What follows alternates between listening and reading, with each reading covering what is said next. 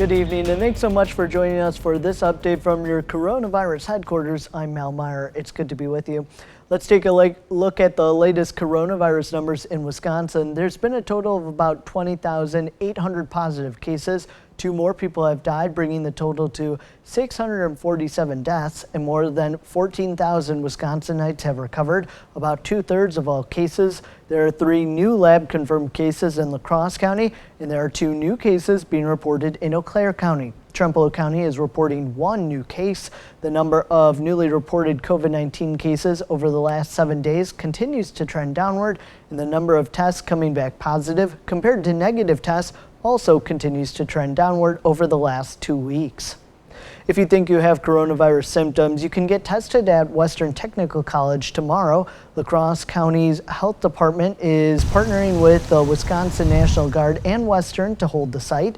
The site will have drive-through and walk-up options for those that wish to get tested free of charge. But organizers are asking only those with the following symptoms: fever, cough, shortness of breath, chills, muscle pain, headache, sore throat, and loss of taste or smell to come get tested. If you do get tested, they are asking you to self-isolate at home until you receive the results of the test. Testing will take place tomorrow on June 8th from 11 a.m. to 5 p.m. in parking lot H of Western Technical College.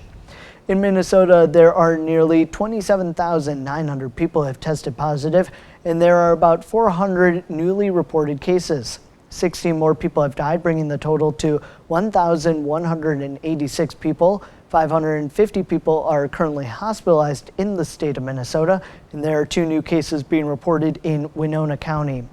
Over to Iowa, about 21,600 people have tested positive for COVID-19 in Iowa. 6 more people have died, bringing the total to 604 people who have died from the virus. Nearly 12,800 people have recovered. Winneshiek and Allamakee counties are not reporting any new cases, but Allamakee County has 1 new recovery.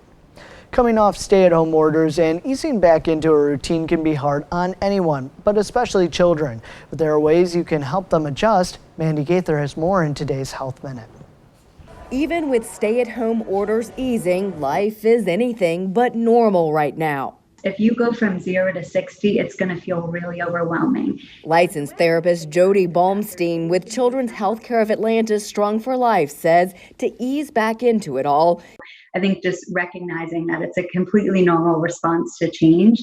There's nothing wrong with you if you feel nervous about going back. A common sign of stress in children is anxiety, which can look different depending on the age of the child. When you look under the surface, they're having some racing thoughts, or they're really thinking a lot about safety, and that's consuming them and making them a little bit distracted, but it doesn't mean that they're trying to be difficult. Younger children may regress in behavior or have unexplained headaches or stomach aches to avoid leaving the house. Baumstein says help children identify what they're feeling, let them know what to expect, what they might see that's different, like face masks. Ask open-ended questions to get them talking, then validate the feelings, let them know it's normal. And don't dismiss what's being felt. Work with them on how to cope. Those are skills they can use for the rest of their lives. For today's Health Minute, I'm Mandy Gaither. The therapist says another important thing to do is to help your child's mindset focus on what they can do instead of what they can't. For instance, if they can't play tag right now, maybe they can play another game that doesn't involve touching. Thanks so much for joining us for this coronavirus update. We hope you can join us tonight at 10. Take care.